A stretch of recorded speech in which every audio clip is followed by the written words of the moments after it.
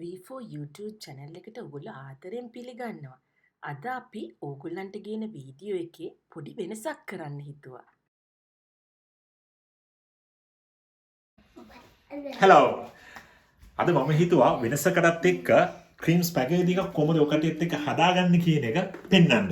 ඉතින් අද මම තනියෙන් ආවේ නෑ. මගේ සහයට මගේ දුවයි මගේ පුතයි එක්කව කරනවා. ඇත්තටම මේ දෙන්න හරි කැමති මගේ ක්‍රීම් ස්පැගේටි එක රස කරන්න. ඉතින් මම හිතුවා ඔකටත් එක්කට කැමති වෙයි කියලා. හැබැයි ඉතින් මේකෙදි ඉතින් අර ස්ටෑන්ඩඩ් රෙසිපි කරන එහෙම එකක් නැහැ. මම කුක් කරන්න දන්නෙත් නැහැ. ඉතින් මගේ දන්න විදිහට අමුද්‍රව්‍ය ටික මම හොයාගෙන ඒ විදිහට මම හදන්න යන්නේ. ඉතින් මම හිතුවා ඔකට ඒකෙන් යම් කිසි දෙයක් ගයි කියලා. එන්න අපි ඒක නිසා බලමු කොහොමද ඒක හදාගන්නේ. right. Okay.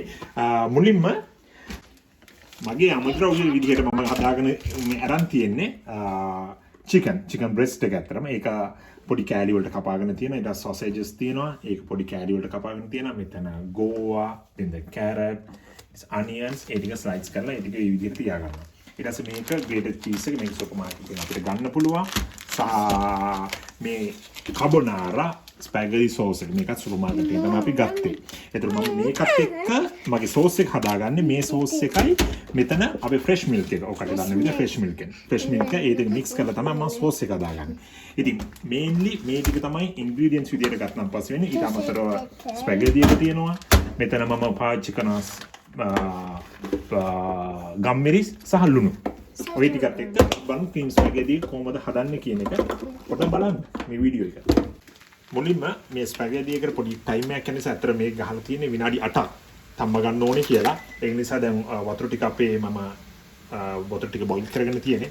බොයිල් වෙන වතුර එකට අපි මේ ස්පැගේටි ටික දාලා විනාඩි 8ක් තැම්බෙන්න තියෙනවා. ඒ විනාඩි 8 ඇතුළත අපි මේ ටික ෆ්‍රයින් පෑන් එකේ ෆ්‍රයි කරගමු මේ කලමනාකරන ටික කොහොමද කියලා. මුලින්ම මම ස්පැගේටි ටිකේ මෙතන අතන කිලෝ එකක් තියෙනවා. කිලෝ එකක් ඉතින් අපි 4 දෙනයිනේ ගෙදර ඉන්නේ. ගෙදර ඉන්න නිසා මම ඉතින් ග්‍රෑම් 500ක් විතර වෙන භාගයක් විතර දැන් වෙලාව මෙහි 5:00යි 5:40 විතර එනකම් විතර මේ ටිකේ මම මේක තියාගන්නවා බොයිල් වෙන.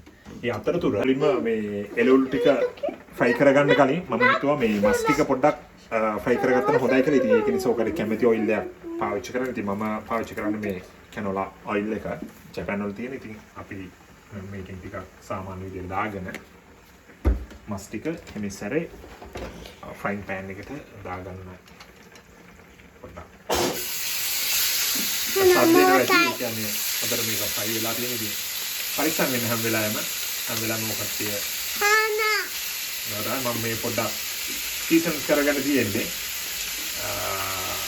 චිකන් ටික ලුණුයි ගම්මිරිසුයි එක්ක දැන් මේක මේ ආකාරයට පොඩ්ඩක් ඉතින් මේ මස් ටික මුලින්ම මම මුලින්ම කරගත්තේ ඒකට පොඩි ටයිම් එකක් යන නිසා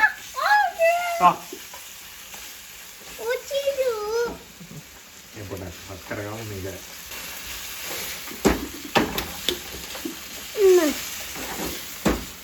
දැන් අපි මේ No, still not.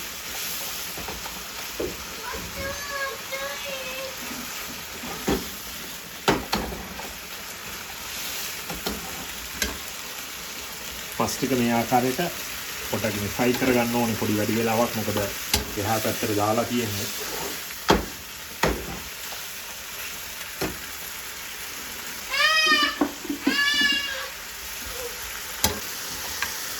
මම හිතන්නේ දැන් කුක් වෙලා ඇති වගේ. ඒක නෑ නිසා ඒ ටික අපි වෙනම අරන් තියාගමු. I see. Okay. කාරේට Okay. ඒකටම අර okay just wait for it. අර ඔයිල් එකටම මම මෙල්ටඩ් බටර් ටිකක් මේ විදිහට දාගෙන මේකෙන් අපි බලමු එළවලු ටික ෆ්‍රයි කරගන්න විදිහ. සාමාන්‍ය කැරටුයි අනියන් එකට පොඩි කාලයක් යන නිසා මම මේක මුලින්ම ෆ්‍රයි කරගන්න හිතුවා. බටර් ටිකක් මදි වයි කියලා හිතන නිසා මම තව පොඩ්ඩක් බටර් ටිකක් ඇඩ් කරගන්න.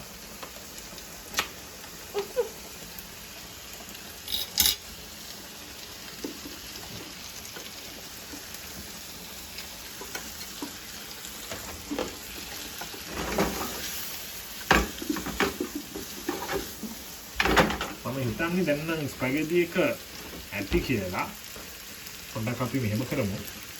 මේකෙන් එක කෑල්ලක් වගේ අරන් හපලා බලමු පොඩ්ඩක්.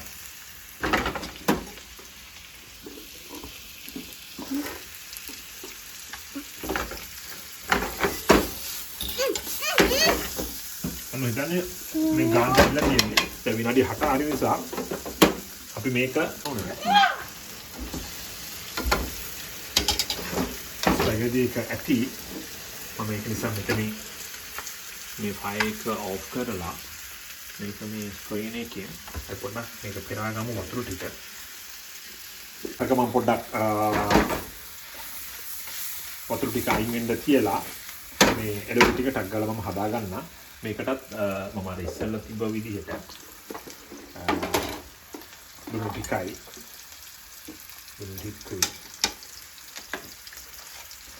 මට කැමති විදිහට මම ලුණු ටික දාගන්න. ඉතින් එහෙම මගේ ස්ටයිල් එකේ ඉතින් එහෙම එකක් නැහැ මොන ප්‍රමාණ වලින්ද කියලා සාමාන්‍යයෙන්. ඉතින් අපිට හරියන රසට තිබ්බනම් දිවට හරියන රස තිබුණා එච්චරයි. මේකත් හරි ඊට සම්පූර්ණයට මම ගොව ටිකක් පොඩ්ඩක් දාගන්න.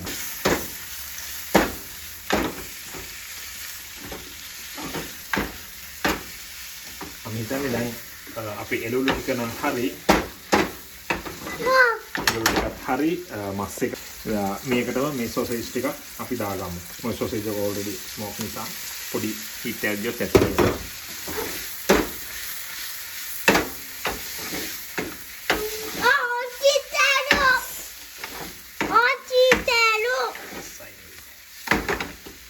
මම හිතන්නේ දැන් ඔක්කොම හරි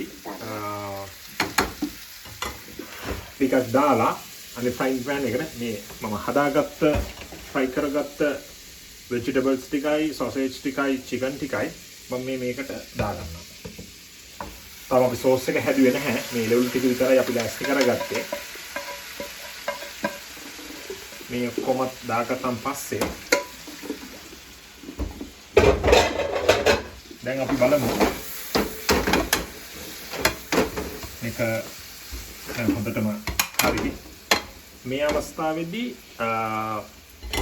අපි මේ අර මම එදා ඉස්සෙල්ලා කිව්වා වගේ carbonara spaghetti sauce එකයි මෙතන fresh milk එකයි දෙක mix කරලා අපි sauce එක හදාගමු. මේක මේ විදිහට හදාගත්තන් පස්සේ මේ පැකට් එකම අපි දානවා. මොකද අපි ග්‍රෑම් 500ක් විතර ස්පැගෙටි ගත්ත නිසා මේ පැකට් එක ඇති. මේ ආකාරයට ඒ ස්පැගෙටි එකයි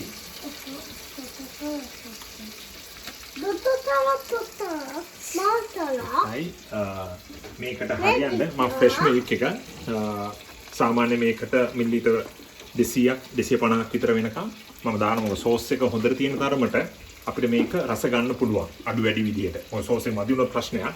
සෝස් එක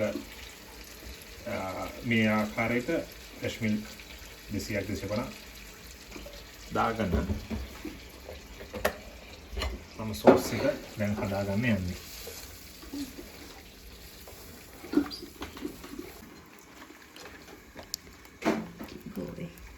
දැන් අපි මේ easy spaghetti එක අවසන් හරිය තමයි තියෙන්නේ. දැන් ස්පැගෙටි ටික තැම්බිලා තියෙන්නේ. සෝස් එකක් දැන් හරියාගෙන එන්නේ. මේක අපිට අපිට ගැළපෙන විදිහේ රස වෙනස් කරගන්න පුළුවන්. වෙනස් කරගන්න පුළුවන් කියන්නේ ලුණු මැදින ලුණු ටිකක් දාගෙන. මම මේකෙදි එක දෙයක් කියන්න ඕනේ. මොකද මම අර ඉස්සල්ලා ඔකට හඳුන්වලා දුන්නේ ගම්මිරිසුයි සෝල් මේවා ලුණුයි ගම්මිරිසු දාන්න අවශ්‍යතාවය නැහැ. මොකද අර මම ඉස්සල්ලා කියපු වගේ මේ carbonara spaghetti sauce එකේ සියලුම දේවල් තියෙනවා ඒක. හා තමයි අපිට ගැළපෙන විදිහට අපි පොඩ්ඩක් දානවා. පුතාලට ගැළපෙන විදිහට මම තා පොඩ්ඩක් ලුණු පොඩ්ඩක් දාලා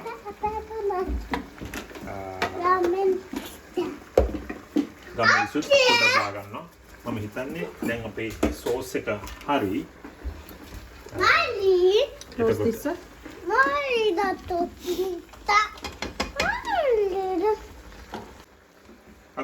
now අපි දැන් මේ ස්පැගේටි ටික අපේ මේ සෝස් එකට දාගමු. ඔක්කොම දාගන්න මම හිතන්නේ එක ප්‍රශ්නයක් නෑ. තියෙන විදිහට නම් අස පාටයි හැමදාම වගේ. ඒක දැනගන්න ඕනේ ඉතින් මගේ. මගේ අනිත් කට්ටිය සමාජිකයන් තමයි දැනගන්න ඕනේ රසද නැද්ද කියන එක. ඒත් මම හිතන්නේ අද එකත් රස පාටයි.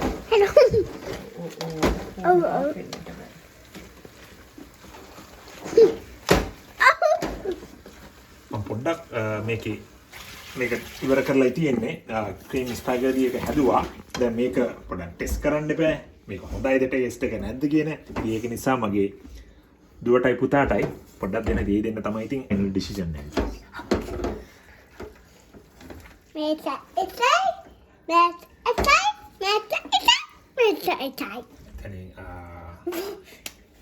මේ ආකාරයට මේක පුතාට Too much finish that.